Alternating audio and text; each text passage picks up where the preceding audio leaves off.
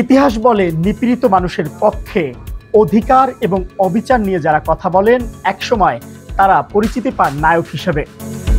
তেমনি একজন ব্যক্তিত্ব মানজুর আল মতিন। সম্প্রতি সময়ে যার কিছু বক্তব্য ভাইরাল হয়েছে সামাজিক যোগাযোগ মাধ্যমে। তিনি কে জানবো আমরা, জানাবো আপনাদের। নিরস্ত্র সাধারণ মানুষ, তাদের দিকে গুলি চলল। এর দৃশ্য দেখার পরে আসলে বাসায় বসে থাকার কারো কোনো সুযোগ নেই। আমাদের যার যার অবস্থান থেকে প্রতিবাদ করতে হবে। বাসায় বসে থাকার সুযোগ নেই, প্রতিবাদ করতে হবে। আমাদের সন্তানদের গুলি থেকে বাঁচাতে আদালতে এসেছি, কারো বাপের প্রয়োজনে আসেনি। এমন সব বক্তব্য শুনলে চোখের সামনে ভেসে ওঠে সাদা শার্ট ও কালো কোট পরা অধিকারের সপক্ষে দাঁড়ানো এক সাহসী আইনজীবীর চিত্র। তিনি মানজুর আল মতিন, যার বক্তব্য ভেসে বেড়াচ্ছে সামাজিক যোগাযোগ মাধ্যমে। দেশে চলমান কোঠা আন্দোলনকে ঘিরে সংঘাত ও সংঘর্ষের ঘটনায় পুলিশের গুলিতে বহু হতাহতের ঘটনা ঘটেছে, যা আবার যেন না ঘটে এমন চিন্তা নিয়ে বিবেকের তাড়নায় 29শে জুলাই উচ্চ আদালতে রিট পিটিশন করেন আইনজীবী মানজুর আল মতিন ও আইনুন্নাহার লিপি। এরপরই আলোচনায় আসেন তিনি। এর আগে তাকে টেলিভিশন দর্শকরা চিনতেন পুরোদস্তুর এক সংবাদ উপস্থাপক হিসেবে, যার সাবলীল উপস্থাপনা ও বিষয়বস্তুকে ঘিরে যথার্থ প্রশ্ন দর্শকদের বেশ নজর কাড়ে।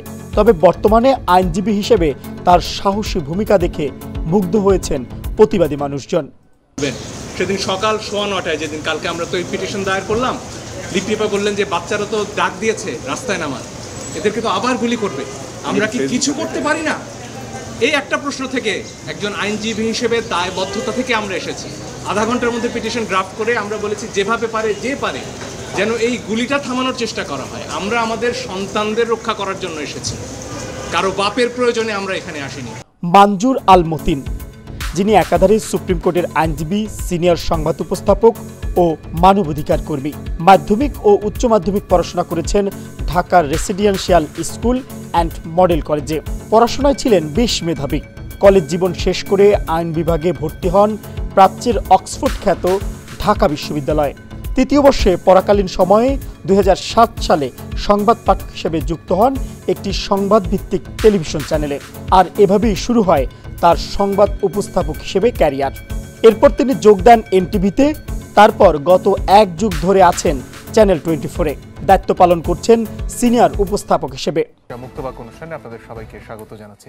অপরদিকে ঢাকা বিশ্ববিদ্যালয় থেকে আইন বিভাগে ফার্স্ট ক্লাস পেয়ে পড়াশোনা সম্পূর্ণ করে বার কাউন্সিল পরীক্ষায় উত্তীর্ণ হয়ে 2009 সালে ঢাকা জজ কোর্টে শুরু করেন ওকালতি।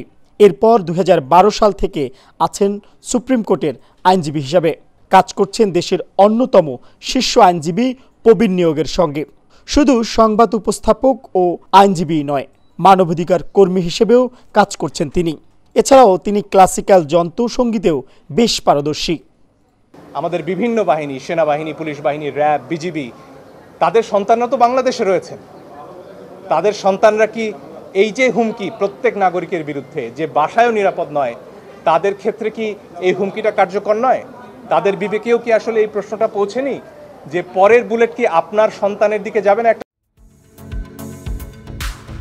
Mohammad Shafiqul Islam, Asian television.